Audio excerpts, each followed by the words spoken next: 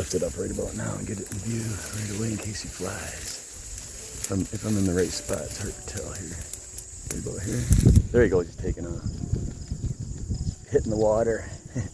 He was flapping his wings, drying them, because after they submerge for a while, I guess they have to dry him off before they can take off. He's out of here. I got him taking off and hitting the water, you know?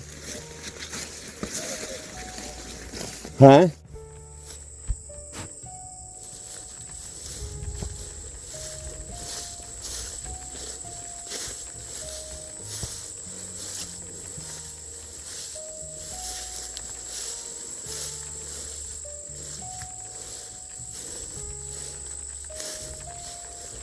There they go. Just toddling off.